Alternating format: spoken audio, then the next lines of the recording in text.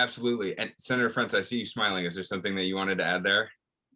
Just he's such a good speaker, and it's just fun to hear the truth come out of a fellow DFL senator, in particular the economic points. But I smile a lot, Luke. That's just how I am.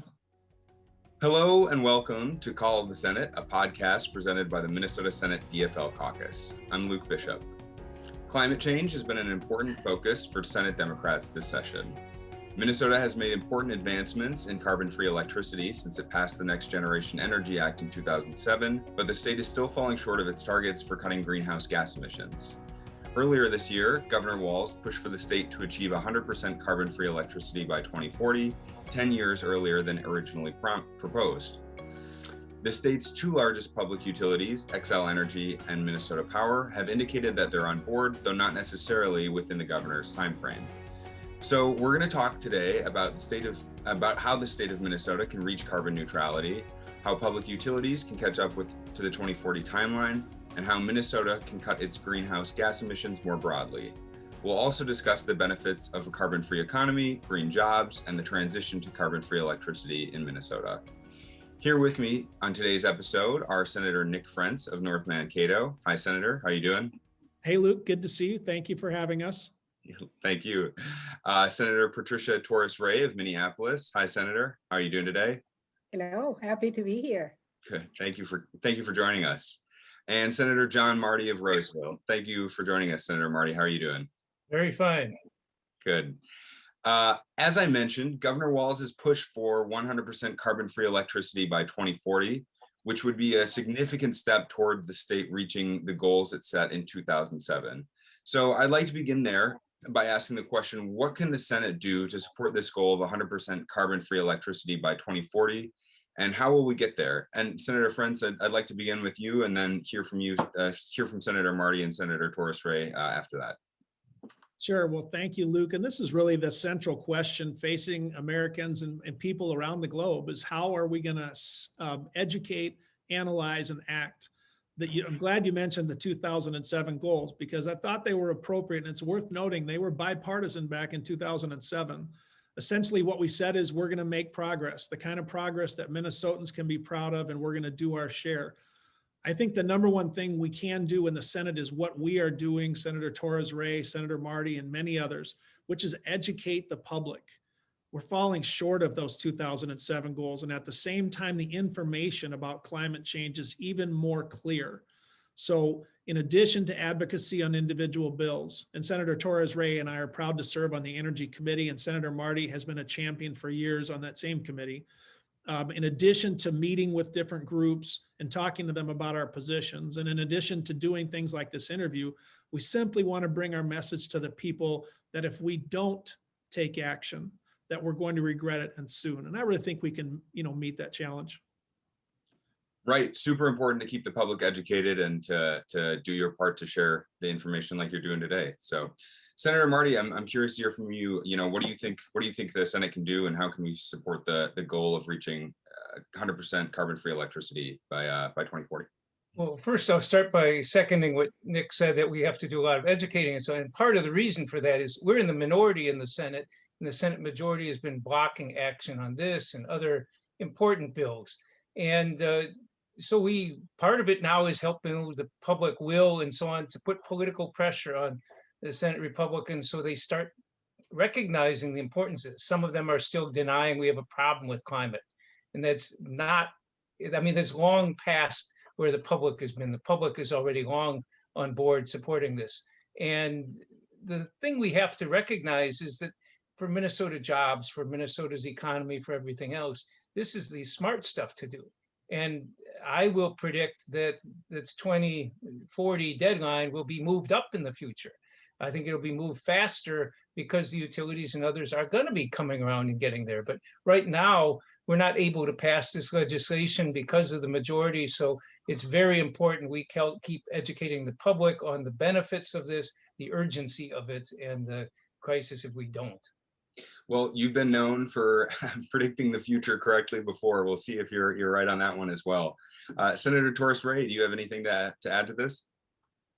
Well, I think that the state performance is dismal, really. We have fallen behind in the reduction of greenhouse emissions.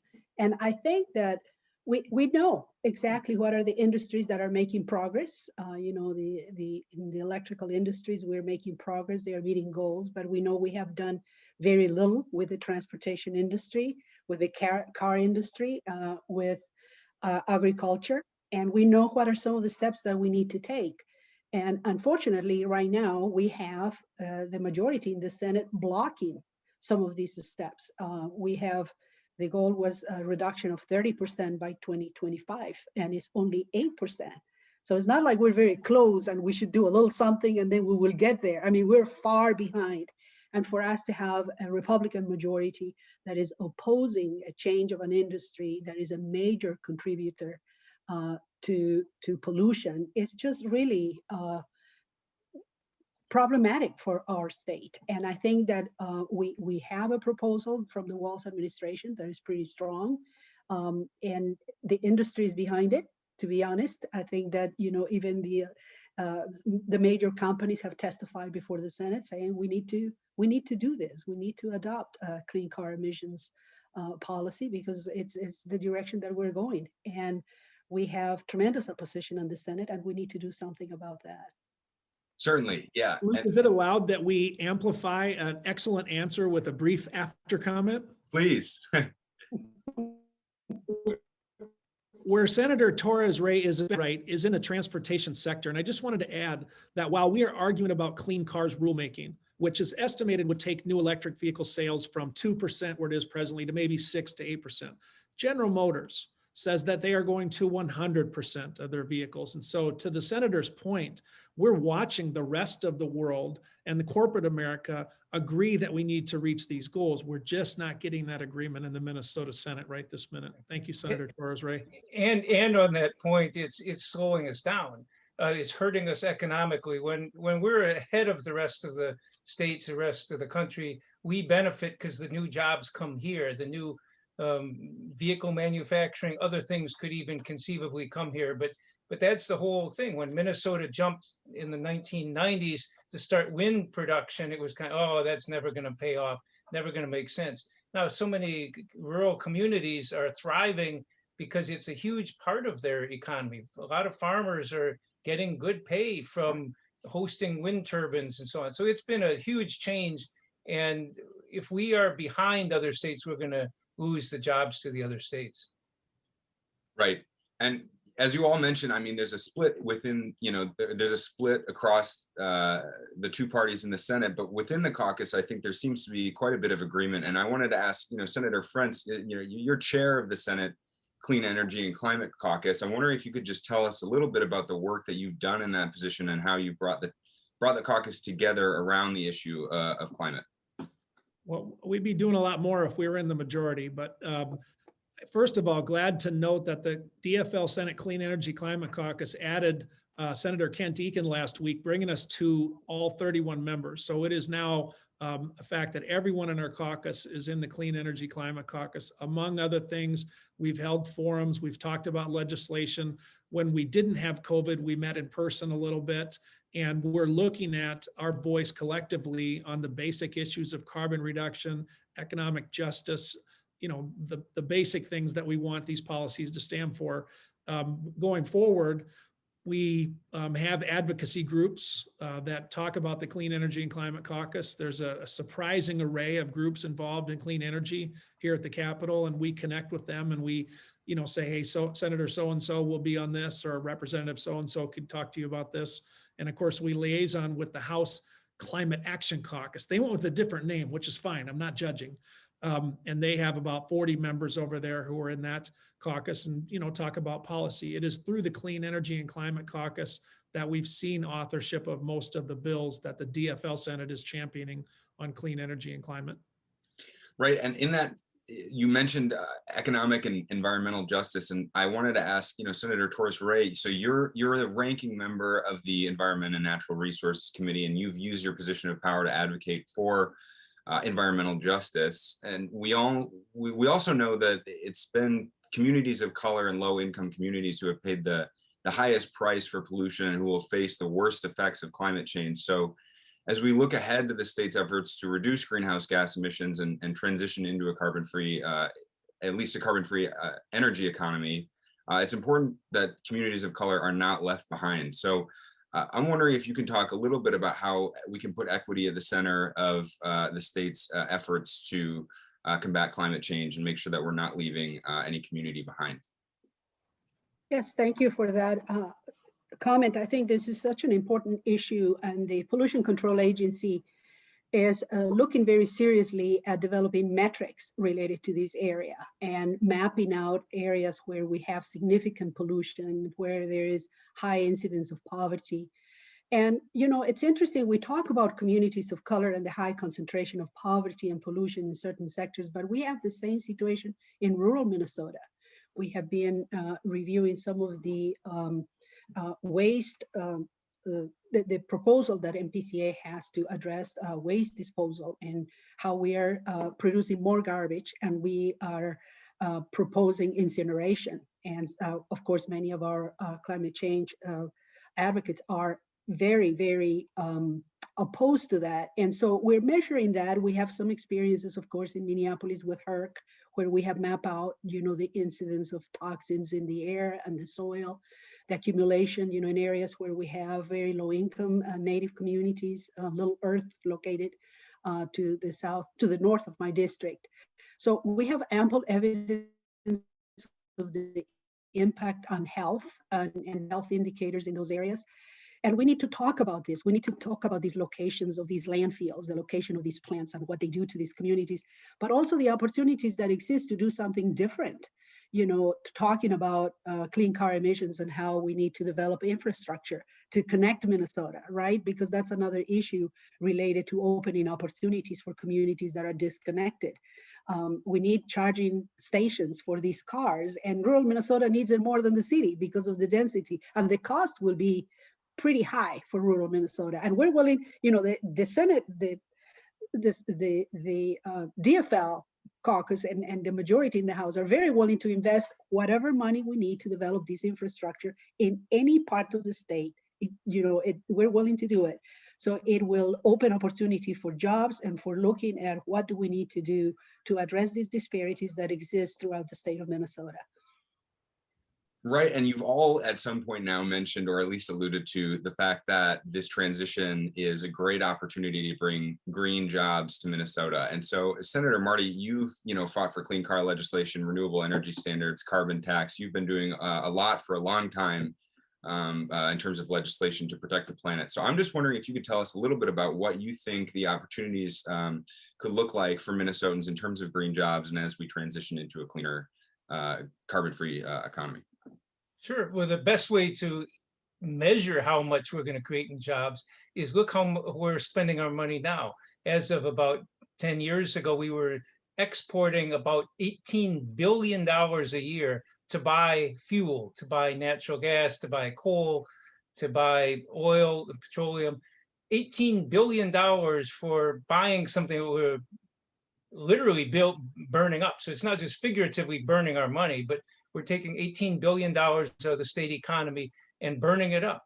When you create wind or solar jobs, it's manufacturing jobs, it's installing and maintaining jobs in every community around the state, including some of the hard-pressed rural communities. It's all around the state. We're creating jobs because right now the cost of wind is less than the cost of even natural gas and coal and everything else. And so instead of spending the dollars there, we're spending the jobs on the dollars are not going out to buy fuel. Instead, they're going in for things that don't need fuel. Wind turbines take time and effort and energy to install, build, maintain, and everything else. So we are creating jobs with that $18 billion of money that we were spending on fuel, because none of the renewable energies require fuel. Wind and solar do not. And it's happening quicker than people think. In 2013, when we passed the big solar bill, we took in the previous 40 years of all of our solar capacity in Minnesota, all of the solar power we had, and we proposed a 3,500%, a 35-fold increase in solar power by 2020. Utilities, oh, we can't do that. It was only 1.5% of our power, so we can't do that. Well, they beat the goal by more than a year. They beat it easily. Our goal for 2030 was going to be 10%. They'll beat that easily because it creates jobs, because it's actually cheaper. Once we started building the stuff, the prices fell so fast, and you don't have to pay the fuel. So you're protected against fuel costs. So this is a huge jobs and economic gain for the state. And it's going to speed up. As I said earlier, I think the 2040 electric goal is going to be sped up in the future, and it's going to be able to be done with our existing resources. We're going to be able to save money and create jobs. Absolutely. And Senator Frentz, I see you smiling. Is there something that you wanted to add there? Just he's such a good speaker, and it's just fun to hear the truth come out of a fellow DFL senator, in particular the economic points. But I smile a lot, Luke. That's just how I am. If I can, I'd like to say something about the Walls Clean Car Initiative. That was something in the 10 years, 11 years ago or so, we were working on hard. We tried 3-4 times to pass it. Then we lost the majority and had no ability to do so. And at the same time, the Obama administration implemented a tougher standard level, which is important. But that's been since repealed at the federal level. And so we'd have to go through the same fight here again. But this time we have the governor who stepped in and did it. And realistically, despite the misinformation and the fear tactics, the clean car standards are going to save consumers huge amounts of money. The car costs a little bit more at the beginning, but the energy savings, driving an electric car is so much cheaper to maintain and to operate. So the governor, we got to support him any way we can. One of the things that we accept in the DFL is we don't have a precise mix by 2040. We don't know that it'll be 61% solar and 38% wind, but what we have to commit to is the goal. If we don't reduce carbon emissions significantly, if we don't get to zero energy generation carbons by 2040, we're going to have a real problem. And I like to point out the cost of not doing anything. And one of the examples that came up last month is an estimate of the climate-related storm damage claims that Munich Re, an international reinsurance company, paid. And it's just a cost. As you know, we all share in certain costs. We share in the cost of climate change, even when we don't think we share in it. They paid $94 billion in claims related to storms that they associated with climate change in 2020. Do you know how much, Luke, they paid in 2019? I know you don't. $46 billion. And so my point is, we're seeing the costs right now of climate change, and they're being shared. And by the way, we saw something from Hewlett Packard yesterday. I like capitalism. I hope that still leaves me a place in government in the future. But Hewlett Packard's a great American company, and they just announced that they were moving their largest presence out of Houston, Texas. Do you know why? Because they said there's too much risk of the heavy rain event like the rain that they had before. So here's an American company saying we are going to significant expense, and it's a real capitalist company. I mean, you know, the kind with shareholders and a board of directors, and they want to make money. They're saying we're out of Houston because of that risk. And let me ask you, do you think that type of change is going to be more common or less common if we don't get a handle on climate change? I'd suggest more common. So looking forward to making those points from a cost standpoint. That's what humans care about. What's the cost? Well, there's a big cost if we don't get going. I think that the choices are very clear, and we have demonstrated to the public, both in the House and with the governor, that Democrats are very willing to take huge steps to put us in the right direction. And the industry is with us. You know, they really know what is the future and what are the steps that they need to take to get their industries in a competitive position. What is problematic right now in the state of Minnesota, and you can look at the record of all of the proposals, you know, from agriculture to transportation to landscape adaptation, recycling. I mean, name the issue. There are significant proposals coming from the House that have not even received a hearing in the Minnesota Senate. And the governor's proposal, which is very aggressive, that has the support of multiple industries, has not been taken seriously and in the Senate. And so at this rate, Minnesota is going to be out of this competitive trend that other states are, you know, really moving fast to. And what is very sad about what we see, particularly in the Senate, is kind of this attitude of many senators is that we're not going to be California. It's just like, no, we're not going to be California. We're going to be Minnesota. We're going to be adopting these very important measures put our industries in a competitive place and to move forward. So this reluctance just to compare ourselves to other states because they are more democratic is just foolish. So it's a pretty important thing that we want to invite the public to really pay attention to who is the obstacle in the state of Minnesota, and you will see that unfortunately the majority in the Minnesota Senate is a pretty big obstacle to reaching these goals for the future. So we invite people to pay more attention to that and to really push the Senate to act in a different direction. Well, Senator, you're absolutely right. It's really important that Minnesota leads the Midwest regionally and nationally on climate change and taking action. So I sure hope that we can eventually take the majority and be able to finally take action on all of the great legislation that the House has worked on and the governor's proposals and the numerous ideas that have been brought up during this conversation. So, Senators, I just want to say thank you to all of you for joining the podcast. I really appreciate you coming on to talk about these proposals and to talk about climate change and creating a carbon-free future. So thank you for taking the time to join the podcast today. Thank you very much. Thank you for having us. Thanks for joining us today on Call of the Senate. Find us online at senatedfl.mn or on social media under the username @SenateDFL. See you next week.